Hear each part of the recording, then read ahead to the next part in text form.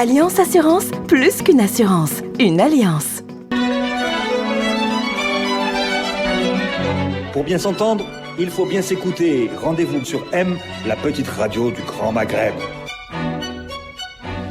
Amis auditeurs de Radio M, bonjour. Nous avons le plaisir d'accueillir dans l'invité du direct Nabil Mellah, directeur général du laboratoire Mérinal. Nabil Mellah, bonjour. Bonjour. Content de te recevoir à nouveau à Radio M. Merci.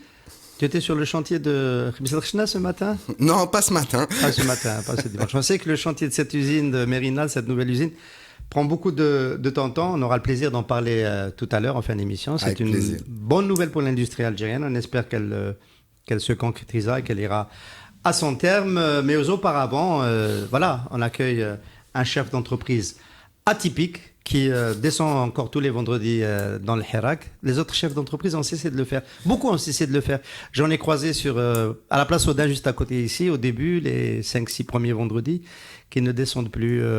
C'est lié au climat de peur qui s'est installé en 2019, après le 22 février. Moi, c'est le citoyen qui descendait. C'est pas vraiment le chef d'entreprise. Ensuite, ce que font d'autres chefs d'entreprise... On a tous vu ce qu'ils ont tous, pour la plus grande majorité, fait pendant les 20 ans de Bouteflika. Donc, ne serait-ce que par leur silence. Donc, par rapport à ce climat qu'il y a, les chefs d'entreprise doivent assumer. Je dis vous, là, tu, allez, vous. Je dis tu. Les auditeurs, c'est pas très professionnel, mais c'est pas grave. En 2014, lorsqu'ils ont, le FCE a décidé de mettre Ali Haddad à la tête du FCE, j'ai appelé une vingtaine peut-être de chefs d'entreprise et je leur ai proposé de créer une association de chefs d'entreprise et je leur avais dit clairement, on a un seul objectif à travers cette association, on sera pas écouté par les pouvoirs publics, mais faisons-la pour dire aux Algériens que nous ne sommes pas tous pareils, les chefs d'entreprise. Sur les 20 personnes que j'ai contactées, il y en a un seul qui était d'accord pour le faire. Donc aujourd'hui, les chefs d'entreprise subissent un petit peu leur silence de l'époque et il fallait à l'époque se positionner. Alors, si ça peut soulager de la culpabilité des chefs d'entreprise, bon, on porte pas le fardeau, mais moi quand je marche le vendredi dans les rues d'Alger, il y a des mots d'ordre contre la presse. La presse chiatine, exactement. Je suis dedans, je reprends pas ces mots d'ordre évidemment, mais je me dis que nous l'avons bien mérité. Je dis la même chose pour les chefs d'entreprise, même si certains médias tels que Radio M à l'époque parlaient, même si certains chefs d'entreprise à l'époque parlaient, je dis la même chose, les chefs d'entreprise l'ont bien mérité. Oui, mais c'est parti quand même un peu trop loin. C'est-à-dire que quand on regarde le début de la réponse entre guillemets du pouvoir face au mouvement populaire, la chasse aux oligarques, on s'était dit que ça allait se confiner aux oligarques. Mais de proche en proche, ça a fini par toucher tous les chefs d'entreprise, y compris ceux qui avaient toujours marqué une distance vis-à-vis du régime. Je pense par exemple au cas de Issa Darbarab. Issa Darbarab, c'est quand même celui qui a quitté le FCE parce que le FCE avait pris position pour Bouteflika en 2004. Et il avait dit il ne faut pas qu'on prenne position politiquement. Donc finalement, ça n'a pas été payant de garder de la distance.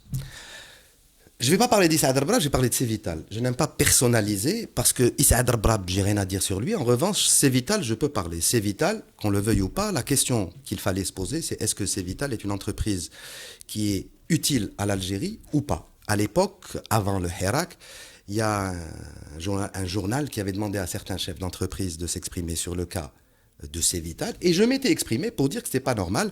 En fait, je trouvais...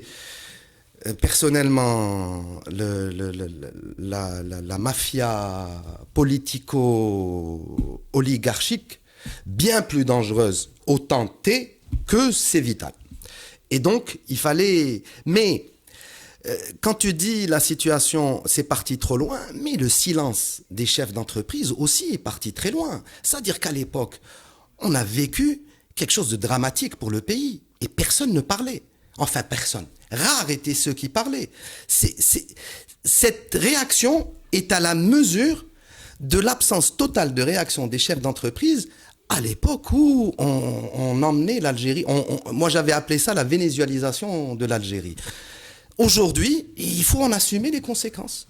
Alors, je me rappelle que Slim Atmani, président du conseil de NCA, avait dit à l'époque sur ce plateau que les chefs d'entreprise avaient peur. Oui. Et je lui avais dit pourquoi lui ouvrir sa gueule entre guillemets. Il m'a dit peut-être parce que je touche pas assez, je gagne pas assez. Est-ce que c'est si vrai que cela, que le chef d'entreprise avait peur? Parce qu'on peut aussi imaginer, les journalistes, quand on parle avec eux, on dit bon, moi, j'ai pas pris position contre le 4e mandat, pas contre le 5e avant le Hirak, parce que j'avais peur pour mon job. J'étais chez Chorouk ou chez Zahar ou dans la presse publique, on n'en parle même pas. Je vais te faire un parallèle avec le Hirak. Aujourd'hui, quand il y a le Hirak, à quel moment ils embarquent les gens? Ils embarquent les gens quand ils sont pas nombreux. On est d'accord. À l'époque, c'est le principal reproche que je faisais aux chefs d'entreprise qui se taisaient ou qui applaudissaient. Certains qui étaient accoquinés avec le système, il n'y a rien à leur dire. Ils ont fait un choix d'être accoquinés avec le système, qu'ils l'assument jusqu'au bout. En revanche, ceux qui ont applaudi à l'époque le FCE et ceux qui se sont tus, si on avait été plus nombreux à ne pas parler, eh ben, on aurait eu moins peur. Il est évident que moins les gens qui s'expriment sont nombreux, plus J'ai oublié d'éteindre mon téléphone. C'est pas très professionnel, ça. C'est mon mécanicien qui m'appelle. plus la réaction risque d'être violente. Donc, alors, on va quand même dans la peur, dans le chapitre de la peur. Oui. Est-ce que c'est une peur de représailles physiques seulement, ou est-ce que c'est une peur, ça a été aussi, on va dire, marketé comme ça, c'est la peur de perdre des positions de marché, c'est la peur de perdre des emplois. Parce qu'on nous a beaucoup dit ça. Moi, je dis rien du tout, le système est comme ça, ils sont forts, ils sont puissants, il n'y a rien à faire, ils tiennent tout, et si jamais je parle, je perds mon business, et c'est les emplois qui vont payer. Alors ma question, est-ce qu'on peut continuer à développer son entreprise en gardant de la distance vis-à-vis du pouvoir ? C'est ce qu'on a fait pendant... À Mérinal. À Mérinal, depuis maintenant 1997. Est-ce que c'est un modèle réplicable? Il est clair qu'à l'époque, ça dépend. Il est clair qu'à l'époque, il y avait des choix à faire. Les choix à faire, c'est d'être un très bon élève. Et de s'assurer. Moi, à l'époque, notre service comptabilité, je leur disais, si vous avez le choix entre payer 1 et 1,5, payez 1,5. De façon à ce que, justement, une fois qu'on s'exprime, s'il nous envoie quelqu'un, qu'il ne trouve pas grand-chose. Et je peux vous assurer qu'à l'époque, quand je passais dans les médias, ça fait longtemps que je ne suis pas passé, quand je rentrais à Mérinal, les gens des finances me disaient, cette fois je connais les impôts, le commerce, l'achor. Et un deuxième volet, j'ai été invité, ça je vais te raconter, j'ai été invité par la Banque mondiale au panel des Corruption Hunters. Et qui m'ont posé clairement la question, comment vous faites pour évoluer pour être compliance dans un environnement qui n'est pas compliance? On doit être aussi dans la stratégie d'évitement. Je vous donne un exemple. Nous, si un investissement fait que nous dépendons des marchés publics, nous ne le faisons pas. C'est pour ça qu'à Mérina, nous n'avons pas été vers l'injectable, nous n'avons pas été vers l'oncologie, parce que si vous vous retrouvez à un moment dans ce genre entre les mains de ces gens-là, il faut avoir l'humilité de penser que certains qui ont versé dans le non-compliance l'ont fait parce qu'ils avaient le couteau sous la gorge. Donc c'est aussi une stratégie d'évitement. Autre exemple, à l'époque du CNI, on avait c'est toujours le CNI, mais cette limitation de 5 milliards de dinars pour les investissements, on avait des investissements qui dépassaient les 5 milliards de dinars, on s'est limité à des investissements de 4 milliards 990 000 dinars. Pour ne pas avoir à passer par le CNI. Le foncier, il fallait être leur copain pour avoir du terrain, on a dépensé 2 milliards de dinars pour acheter du foncier. En même temps, il faut avoir les moyens de le faire. Alors, excellente observation. Nous, par exemple, dans les médias, on n'a pas les moyens de le faire. C'est très compliqué. J'imagine. Voilà, c'est beaucoup plus compliqué. Il y a un profil d'entreprise qui l'a fait, qui le fait. C'est par exemple NCA dans la boisson qui est aussi dans cette démarche de ne pas dépendre des pouvoirs publics. Par exemple, l'achat du foncier, ils ont fait une extension en achetant au prix du marché chez un privé à Louis-Bas. Ils ont fait des investissements toujours dans cet état d'esprit de ne pas dépendre du CNI, etc. Et puis le marché s'est retourné. Il y a une bulle de production et d'offres dans le secteur de la boisson, et NCA s'est retrouvé en très très grande difficulté au point où son capital et l'acteur majeur de son capital dans les prochains mois devrait être le groupe Castel si la transaction est aboutie. Vous avez la chance quand même d'être adossé à un secteur d'activité qui est en extension et dans lequel la profitabilité peut être plus forte. Il est vrai que, en ce qui concerne l'industrie pharmaceutique, il faut savoir que c'est une industrie à fort taux d'intégration, parce que ce qu'on vend le plus, ce sont les compétences et le savoir-faire de nos équipes. C'est pour ça que tous les pays veulent développer l'industrie pharmaceutique et veulent développer l'exportation. Parce que ce qu'on vend, avant tout, c'est le savoir-faire. Donc il est vrai que c'est un secteur qui est, entre guillemets, à plus forte profitabilité, ce qui nous permet également d'assumer plus facilement des tempêtes. Il y a eu une tempête en 2019. C'est bizarre, c'est pas la vision que j'avais de ce secteur. Moi, je pense que c'est un secteur aussi capitalistique, où les machines sont aussi importantes que les équipes. Ah, bien sûr. Non. Ce qui est le plus important, c'est les équipes. Ce qui est le plus important, c'est d'être propriétaire de la technologie. C'est ce qui est le plus important, c'est d'être propriétaire de la marque. Ce qui est le plus important, c'est d'être propriétaire du savoir-faire. Et la machine, vous l'amortissez sur 4-5 ans, mais le gros de vos coûts, ce sont vos équipes. D'ailleurs, c'est pour ça que vous allez voir aujourd'hui une entreprise comme nous, qui a confiance en ses équipes, et d'une grande ambition, comme on en parlera par la suite en ce qui concerne nos projets d'investissement. Alors on disait donc que les chefs d'entreprise avaient payé leur silence dans l'année 2019 avec le Hirak, leur silence d'avant, face aux turpitudes du régime Bouteflika. Ensuite, il y a eu un silence. Voilà, c'est le moins qu'on puisse dire. Ensuite, il y a eu le silence lié à la période, disons, de terreur avec les arrestations. Et moi j'ai vu des chefs d'entreprise qui n'arrivaient plus à décrocher leur téléphone quand on les appelait. Voilà, c'était quand même de la terreur. Oui. Il y en a qui l'ont payé de leur santé, certains de leur vie. Est-ce que cette période, pour qu'on avance dans cet entretien, est en train de se terminer? Je vois qu'il y a des chefs d'entreprise, je ne parle pas de Nabil Mellah, mais d'autres qui sont plus aujourd'hui prêts à parler. Est-ce que la peur est en train de partir? Quand vous allez leur parler, ça dépendra de ce qu'ils vont vous dire. Est-ce qu'on est revenu dans une nouvelle période de mouellette où les applaudisseurs d'antan vont continuer à applaudir, mais ils vont applaudir des personnes différentes? Est-ce qu'ils vont être critiques vis-à-vis de ce qui se fait, ou est-ce qu'ils vont continuer à vous dire des choses en off qu'ils ne vous diront pas à l'antenne? En fonction de ce qui vous sera dit, vous pourrez avoir la réponse à ça. Pour ce qui est de pendant le Hirak, en post-Hirak, j'ai été assailli de demandes, d'émissions de télé, de radio, etc. Et la seule émission que j'avais faite, c'était le CE, parce que j'avais envie de rigoler un bon coup. Mais c'est pas parce que... On rigole bien avec Farhat Etali. Voilà. CE, hein, Farhat Etali, CE. On parle de celui du CE. Mais j'ai refusé toutes les invitations, pas parce que j'avais peur, mais parce que ce n'était pas le moment de parler économie. Il y a 2, 3, 4 ans, on disait que le vrai problème de l'Algérie n'est pas économique, il est politique. C'est toujours le cas. À quoi ça sert de parler économie alors que en 2019 et en 2020, l'Algérie n'a toujours pas réglé son problème politique. Et quand je vous parle de problème politique, je ne vais pas parler on va rester factuel. Je vais simplement vous dire, c'est ce que j'ai dit d'ailleurs à un journaliste qui m'avait demandé de donner des propositions. Je lui ai dit, c'est pas le moment. Il m'a dit, pourquoi? Je lui ai dit, le jour où tu n'auras pas un chef d'entreprise qui te dira, je préfère garder l'anonymat pour dire ce que je pense. Le jour où des chefs d'entreprise qui critiquent sérieusement la politique du gouvernement seront invités dans les médias publics, et le jour où on pourra faire plus confiance à la justice, ce jour-là, on pourra parler de propositions économiques, etc. Mais à mon sens, on n'y est pas encore. Ce jour-là n'est pas encore arrivé. À mon sens, pas du tout. Ce jour-là n'est pas encore arrivé, mais ça ne va pas nous empêcher de parler quand même un petit peu d'économie. Alors, ce jour-là n'est pas encore arrivé, mais on va essayer de voir s'il n'est pas peut-être en train d'arriver, pour essayer d'être optimiste. Nous, quand on évalue la situation politique, pour savoir si l'action du gouvernement, les promesses d'Abdelmadjid Tebboune de faire une ouverture, une Algérie nouvelle, dialogue avec le Hirak, etc., on l'évalue à des actions précises, comment il traite le Hirak, comment il traite les prisonniers, comment il laisse ou pas la société civile et le Hirak s'organiser en donnant des autorisations pour des tenues de réunion, notamment pour les partis politiques agréés, ce qui a été refusé, etc. Si on voit que ça se fait, on dit que ça va dans la bonne direction. Si ce n'est pas fait, on dit que ça ne va pas dans la bonne direction. Alors, dans le cas de l'action économique du gouvernement, est-ce qu'il y a des indicateurs que vous, les chefs d'entreprise, vous donnez pour dire l'action du gouvernement va dans la bonne direction? Les indicateurs, je ne pense pas qu'il y ait des indicateurs qui soient valables pour tous les chefs d'entreprise. Maintenant, je vais répondre pour moi.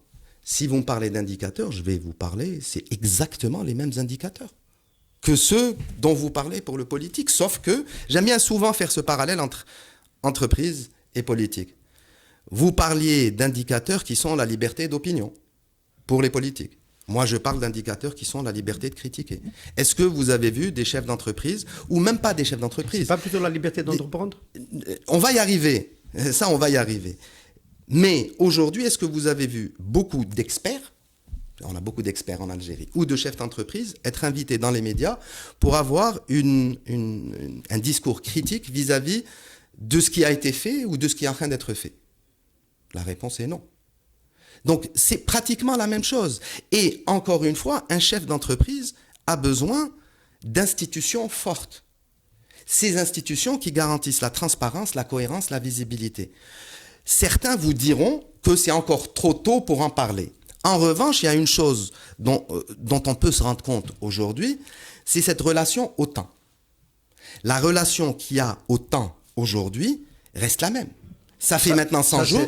C'est le rythme de délivraison de l'administration. Elle ne délivre pas. Si on veut évaluer une performance, on doit la rapporter au temps. Deuxième élément qu'on peut évaluer, toujours pour faire un parallèle avec le politique, je vais vous donner un exemple.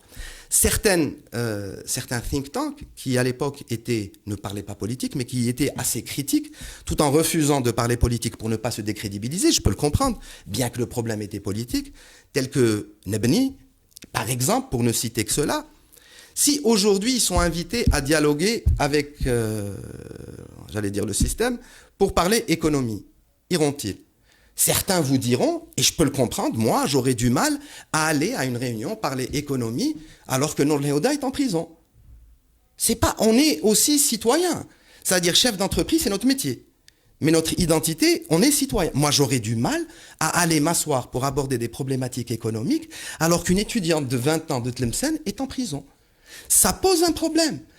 Le président l'a lui-même dit. Il est hors de question de parler économique tant que les problèmes politiques ne sont pas réglés.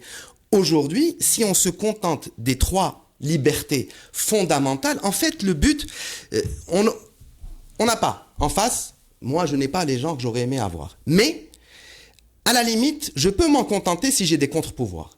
Et les contre-pouvoirs, c'est qui? Dans votre cas, dans le cas de la politique, c'est une opposition politique. Dans le cas de l'économique, c'est une opposition économique. Dans votre cas, je pensais que tu allais dire les médias. Ça fait aussi, bien sûr, bien sûr. Aujourd'hui, les médias... Mais il y a quand même il y a des journalistes qui disent que un contexte comme celui que tu viens de décrire, donc avec la perpétuation de l'action autoritaire, ça n'empêche pas toujours le business. On prend le cas de Sisi et de l'Égypte. Il y a des chefs d'entreprise qui disent que Sisi a remis un peu de l'ordre et il a attiré des investissements. Il y en a qui le pensent et que ça permet de faire de la croissance. Même si en même temps il a fait un plan d'ajustement, il a paupérisé les Égyptiens et que le pays est maintenu sous la répression. Bon. En même temps, en Égypte, ils n'ont pas intérêt à pas le penser. Hein. C'est-à-dire que c'est pas... Je sais pas si c'est le très très bon exemple. Hein. Ils n'ont pas intérêt à ne pas le penser. Qu'est-ce qu'ils vont penser? Ils peuvent pas. Je veux dire, il y a des chefs d'entreprise qui sont prêts à jouer le jeu de l'investissement dans un contexte politiquement instable. Alors moi, je suis, on va dire, médecin. Quand on est médecin de formation, on a cette approche... D'ailleurs, j'oublie toujours de t'appeler docteur. Il ne faut pas m'appeler docteur, ça flatte l'ego. Iceman. C'est pas... On s'en fout. Quand on est médecin, on va sur une approche symptomatique et sur une approche étiologique. Le traitement d'étiologie, ça veut dire qu'on va sur les causes, le fond. On peut avoir des résultats sur l'étiologique, mais c'est toujours du court terme, et on ne peut pas s'élever aussi haut qu'on pourrait. Moi, aujourd'hui, cet élan des Algériens du 22 février, n'importe qui se serait dit, il faut profiter de cet élan de citoyenneté, d'union, d'implication, pour continuer ensuite à construire un État en profitant de cet élan des Algériens, parce qu'on ne construira pas l'Algérie sans les Algériens. C'est aimer l'Algérie, c'est aimer les Algériens. Et donc, à partir de là, si on accepte le bricolage, on ne rend pas service à ce pays. Moi, je ne veux pas de solution bricolée. Je veux qu'on profite d'aujourd'hui pour mettre en place des solutions de fond, tout en parallèlement prenant des traitements symptomatiques. Hein. Vous avez un malade qui saigne, il faut gérer l'hémorragie en urgence, mais il faut aussi aller vers la cause de l'hémorragie. Et aujourd'hui, accepter de bricoler, ce n'est pas rendre service à l'Algérie. Un gouvernement où il y a un ministre délégué à l'industrie pharmaceutique, M. Lotfi Ben Bahmed, c'est une solution bricolée, Nabil Mellah? Totalement. C'est quelqu'un qui connaît le secteur. Ah non, mais encore une fois, ne personnalisons pas. Monsieur Lotfi Ben Bahmed est quelqu'un avec qui l'UNOP a beaucoup travaillé, avec qui les industriels ont beaucoup, qui est conscient de nos problèmes, qui est d'accord avec une majorité de solutions. Je n'ai aucun problème avec Lotfi Ben Bahmed. Mais la question est, lorsque nous disions, à l'instar de tous les pays, nous voulons une agence forte, c'était pourquoi? Une institution. C'était justement pour construire une institution forte avec des règles transparentes, etc., pour que justement le politique, lorsqu'il change, ait une marge de manœuvre faible. On voulait avoir un seul interlocuteur parce que nous avions à l'époque l'interlocuteur du ministère de la Santé et l'interlocuteur du Laboratoire national de contrôle des produits pharmaceutiques. On nous a créé l'agence, on s'est retrouvé avec 3 interlocuteurs, le ministère de la Santé, le LNCPP et l'Agence du médicament. Là, on nous crée le ministère de l'Industrie pharmaceutique. Certains vous diront, ils ont mis un ministre justement pour pousser, etc. Pourquoi n'a-t-on pas mis M. Lotfi Ben Bahmed à la tête de l'agence et créé une agence forte? Moi, j'ai peur qu'aujourd'hui, on se retrouve avec 4 interlocuteurs, le ministre de la Santé, le ministre de l'Industrie pharmaceutique, l'agence et le LNCPP. Deuxième problématique. Djibo, Superman, Adjer. Aujourd'hui, on le met à la tête du ministère de l'Industrie pharmaceutique. Mais aujourd'hui, nous avons des textes... Pourquoi? J'y arrive. Je vais commencer par le plus important. Les mentalités. Il ne me semble pas, d'après les signaux que j'ai vus, certaines nominations, certaines déclarations, que les mentalités aient changé. Quand on demande à l'entreprise publique d'assurer 20 à 30% de couverture, alors qu'elle est à peine à 1,5, et nous on est des entreprises privées, mais on est des Algériens aussi. Pourquoi vouloir que Saïdal soit... Ça, c'est Abdelmajid Tebboune. Hein? Oui, c'est le Abdelmajid Tebboune.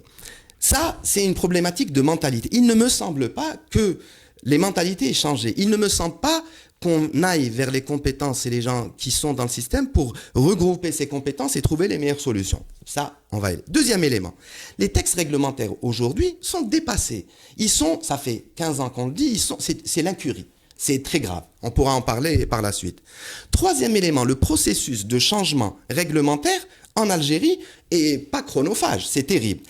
Quatrième élément, vous avez une administration qui aujourd'hui est 10 fois moins efficiente que l'administration il y a un an.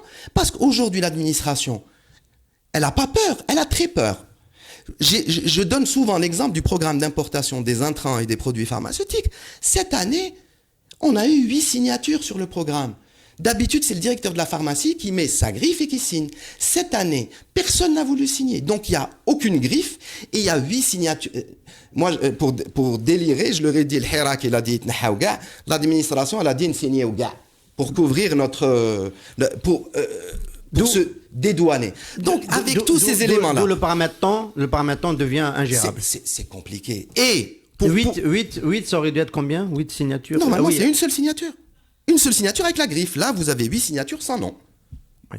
Alors, l'incidence, effectivement, on a parlé de la peur dans le milieu des chefs d'entreprise, et on a occulté cette peur qu'il y a parce qu'il y a eu des gens qui ont été en prison, des responsables dans les banques, dans les institutions financières. On se rappelle de l'ex-présidente de l'agence foncière et d'autres qui ont été... Il y a un directeur général de la pharmacie qui est en prison. Qui est en prison, etc. Et donc, cela, ça continue de peser sur le secteur. Mais cette administration, pourquoi voudriez-vous qu'elle ait aujourd'hui confiance ? Aujourd'hui. D'autant plus qu'elle est très souvent en situation de statuer sur des textes contradictoires ou incomplets. Qu'on soit bien d'accord, c'était un mode de gestion de l'ère Bouteflika où tout était fait pour donner le moins de liberté aux institutions, le moins de visibilité, le moins de cohérence, de façon à permettre le 2 poids 2 mesures et à encourager la République des copains. Mais aujourd'hui, ça n'a pas changé. Cette administration a toujours les mêmes textes réglementaires dépassés et elle a toujours cette peur de la pénalisation de l'acte de gestion. Donc, pourquoi voudriez-vous que cette administration se comporte de meilleure façon ? Alors, il y a eu 2 week-ends, les journées de l'industrie pharmaceutique algérienne qui sont tenues à Alger pendant 2 jours. On a pu constater à cette occasion que le contrat de développement proposé il y a quelques années au gouvernement algérien, à l'État algérien, pour développer la filière de l'industrie pharmaceutique, a du mal à se mettre en place. Il y a un tableau d'évaluation annuel. À chaque JIPA, vous faites le comparatif. Et on a pu constater que, j'ai assisté à cette partie des JIPA, que sur la plupart des critères, des propositions de faire avancer, il y a soit ça n'a pas changé, soit ça a régressé. Alors c'est valable pour le réglementaire, c'est valable pour l'environnement d'affaires, c'est valable pour quasiment tous les paramètres. C'était prévisible. C'est-à-dire que c'était... nous, en fait, l'UNOP, parce qu'il faut savoir que je me suis retiré du bureau... J'ai oublié de dire que les JPA sont organisés par l'UNOP. Par l'UNOP, oui. L'Union nationale des opérateurs en pharmacie. Voilà. Je me suis retiré du bureau de l'UNOP il y a plusieurs années, je crois que c'était à 5-6 ans, justement parce que le problème était politique et qu'on pouvait faire les meilleures recommandations du monde. Tant que le problème politique persistait, ça ne servait à rien. Mais l'UNOP est dans son rôle de proposer et de continuer et de suivre. Oui, les choses se sont détériorées, rien n'a avancé, comme on pouvait s'y attendre. Oui. Alors, dans un contexte comme ça, et je reviens au début de cette émission, Mérinal continue d'investir. Oui. Alors, quand on regarde tous les paramètres, on a le sentiment que le contexte n'est pas favorable à cela. Il y a un méga investissement que vous êtes en train de poursuivre donc à Khmis el-Khenchela. Il s'agit d'une usine importante. De quoi s'agit-il exactement? Alors, par rapport à cette peur d'investir, vous savez, quand vous avez peur d'investir, vous avez peur soit de vos marchés, soit de vos financements, soit de vos perspectives. En ce qui concerne les financements, depuis 2003, nous avons fait un choix stratégique, lié également à notre objectif de liberté de ton, de ne travailler qu'avec des banques privées. Donc en termes de financement, les banques privées avec lesquelles nous travaillons continuent de nous accompagner et continuent de nous proposer des crédits. Aujourd'hui, on est encore démarché pour de nouveaux crédits d'investissement qu'on aurait et qu'on a, mais qui sont, entre guillemets, à l'arrêt en raison du fameux CNI. Je crois que je ne vais pas avoir bien compris ici. Monsieur le patron de Mérinal, c'est votre banque. Je ne suis pas patron, je suis DG de Mérinal. DG de Mérinal, oui. C'est votre banque qui vous démarche pour vous proposer des crédits. Oui, tout à fait. Banque privée. Parce qu'en règle générale, c'est nous qui allons vers les banques pour essayer d'obtenir des crédits d'exploitation. Vous, c'est l'inverse. Non, j'ai vécu la période où on allait démarcher les banques et qu'elles nous renvoyaient. On va dire qu'aujourd'hui, on est dans la bonne période. En sachant que demain, il se pourrait qu'on se retrouve en train d'aller quémander des crédits aux banques. Vous savez qu'une banque vous prête un parapluie quand il fait beau. On va dire qu'aujourd'hui, dans nos chiffres, dans nos perspectives, dans notre historique avec nos banques, il fait beau. Donc, automatiquement, elles continuent. Donc, d'un point de vue financement, nous n'avons pas de problème. Les banques continuent de nous suivre. Donc, on va dire qu'on a une gestion assez rigoureuse pour ça. D'un point de vue marché, nous sommes dans un secteur qui est le produit pharmaceutique et les gens continuent de se soigner. C'est-à-dire c'est la dernière chose à sacrifier. Donc, nous avons confiance en ça et que de toute façon, que nos interlocuteurs aient ou pas la volonté de construire l'Algérie dont on rêve, ils auront la volonté de, on va dire, perturber le moins possible des citoyens algériens quant à leur santé. Troisième élément, les perspectives. Les perspectives, ce choix d'investissement est un choix que nous avons fait pour être beaucoup plus ambitieux et aller essayer de conquérir des parts de marché et de nous positionner sur des marchés qui sont les vrais marchés intéressants, à savoir l'Europe.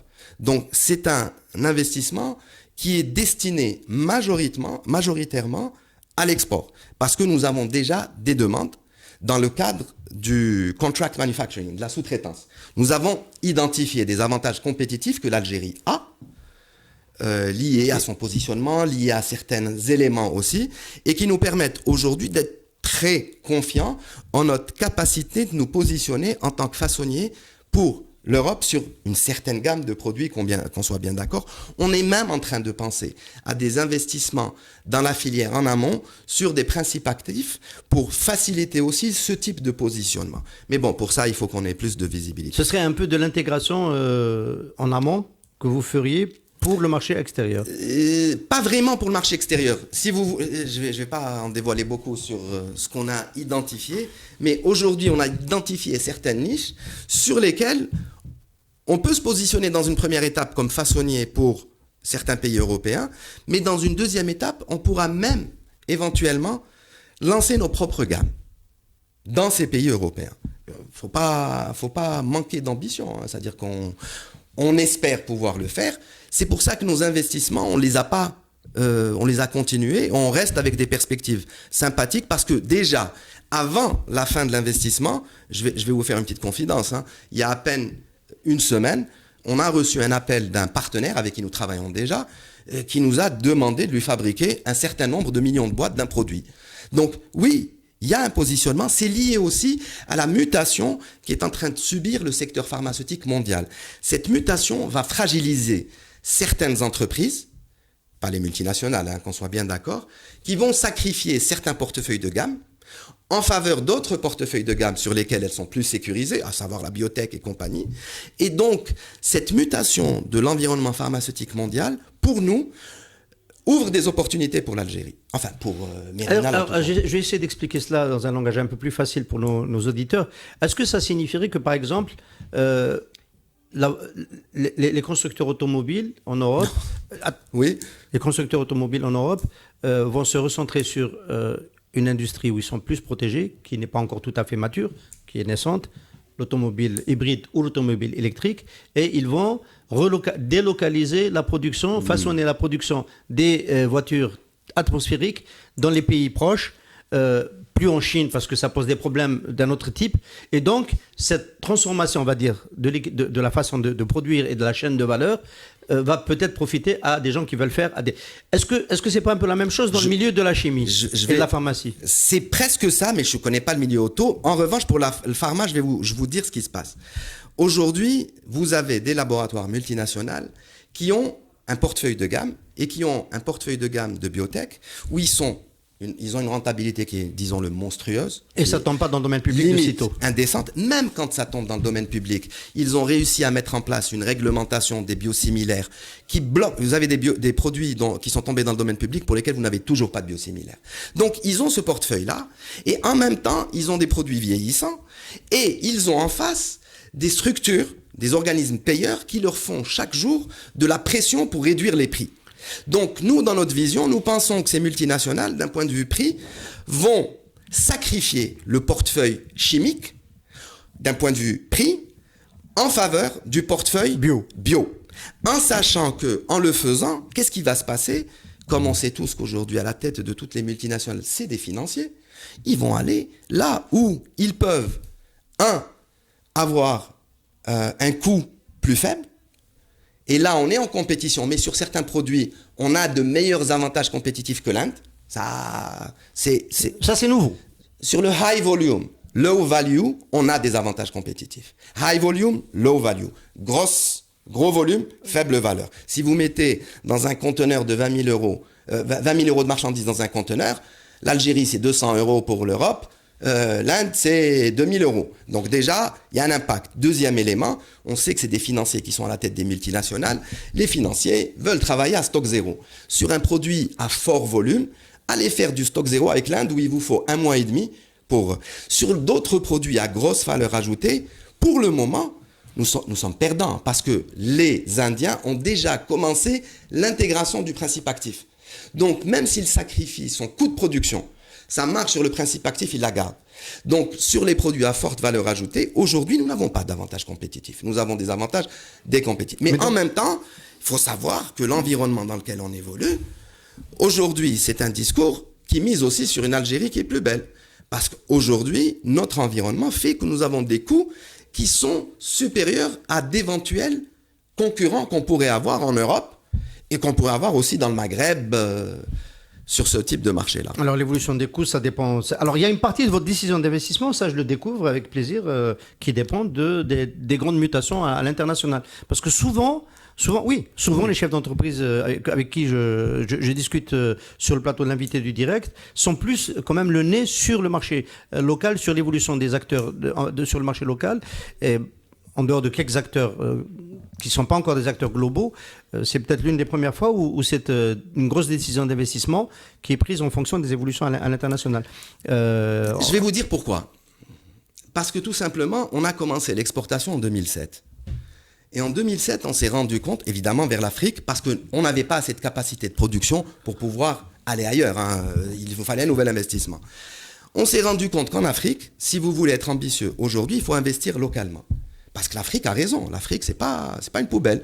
L'Afrique, c'est pas viens me vendre tes produits. L'Afrique, si tu veux du marché, il faut mettre aussi de l'argent et investir. Comme nous l'avons demandé nous-mêmes à partir de 2008. Exactement. Et comme nous l'avons demandé, nous, Mérina, la Banque centrale, en 2015, ce qui nous a été refusé, alors qu'aujourd'hui, les Marocains sont en train de le faire. Ça ne veut pas dire qu'on abandonne l'Afrique. On souhaite qu'on puisse investir.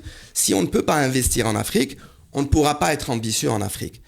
Et donc, à partir de là, évidemment, vous êtes obligé d'aller penser à cette croissance de l'entreprise et vous essayez de trouver des volets de croissance. En Algérie, c'est un marché. Le Maghreb, ça reste quand même un petit marché. Si vous commencez à avoir un gros marché... Le Nigeria ?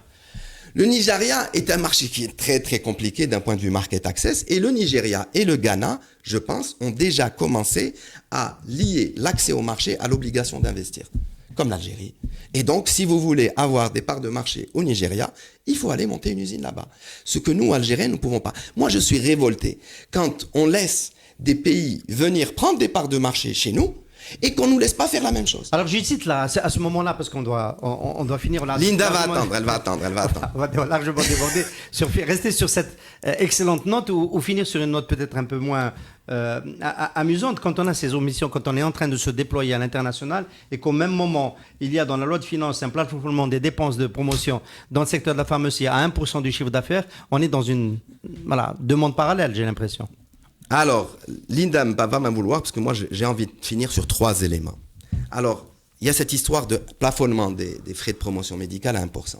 Alors ça, c'est une décision de la loi de finances 2020 qui a été prise par des gens contre lesquels les Algériens sont sortis et validée par une assemblée qui a empêché la réintroduction de la TVA sur le CKD, SKD.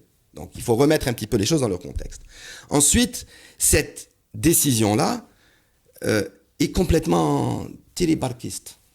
Parce que si vous avez 20 produits en lancement, c'est pas comme si vous n'en avez qu'un seul. Deuxième élément, on est aujourd'hui concurrent de multinationales. Je vais vous donner un exemple très simple. Moi, aujourd'hui, j'ai une seule entreprise, c'est Mérinal. Donc, je vais mettre 1%. Une multinationale X, dont son entreprise locale, va mettre 1%. Ensuite, elle va prendre une agence de com ou sa société mère va signer un contrat avec elle, et à partir de l'étranger, elle va lui envoyer à hauteur de 5-6%. Donc, ceux qui ont des maisons mères ailleurs vont en profiter. Deuxième élément, mais ça crée de la valeur, le fait qu'on fasse de la communication. On est encore une fois dans la mauvaise solution à un vrai problème. Il y a eu des débordements. Il y a des gens qui envoient les médecins en famille, en vacances, etc. Quelques rares médecins, ne jetons pas l'Europe sur tous les médecins, mais il y a eu des débordements. Mais ce n'est pas la bonne solution. Ce n'est absolument pas la bonne solution. Et ça a été fait surtout à cause de ce type de débordement. Bien sûr, c'est l'exposé des motifs. Deuxième élément sur lequel il faut que je parle, il faut me laisser parler de ces 2 éléments-là, la TVA. Aujourd'hui, l'Algérie exonère le médicament de TVA. Il faut savoir que ce n'est pas un avantage qui est octroyé aux opérateurs. C'est à la demande de la sécurité sociale qui ne veut pas rembourser de TVA. Nous, on est pour une TVA à taux réduit de 1 ou 2% de façon à nous permettre. Aujourd'hui, sur toutes nos charges, nous ne récupérons pas la TVA. Donc aujourd'hui, quand moi je me positionne en tant que concurrent façonnier pour l'Europe à un laboratoire marocain, slovène, maltais, lui, il n'a pas cette histoire. Moi, toutes mes charges sont gonflées de 19%. Les pièces de rechange, je paye 19% de plus parce que nous ne pouvons pas récupérer la TVA et l'administration fiscale nous a demandé d'introduire nos charges en TTC, ce qui est un non-sens. Donc aujourd'hui, notre compétitivité est bloquée par ces 20%. 19%. Troisième élément dont il faut que je parle aujourd'hui, le CNI. Aujourd'hui, tous les investissements en Algérie sont bloqués à cause de ce Conseil national d'investissement. On a parlé en 2019 d'enlever le 51-49, etc. Qu'est-ce qui est le plus important? De libérer les énergies des investisseurs algériens ou ce qui est le plus important, c'est d'enlever le 51-49. De toute façon, le 51-49, vous ne l'enlevez pas. Un étranger, s'il veut investir, il passe par le CNI. Ou le CNI, Mazalo. Il y a une urgence. Nous sommes en train d'implorer. J'ai fait 2 courriers au ministre de l'Industrie depuis le 4 janvier, auquel je n'ai jamais eu de réponse. On parle de l'actuel. De l'actuel, bien sûr. J'en avais fait au précédent. Il y a un nouveau.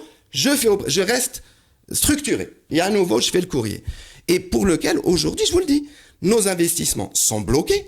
On ne peut pas investir encore plus. Pire encore, l'investissement actuel, le climat de peur de la NDI, il refuse de nous signer des listes additionnelles du fait qu'on se rapproche de la barre des 5 milliards de dinars.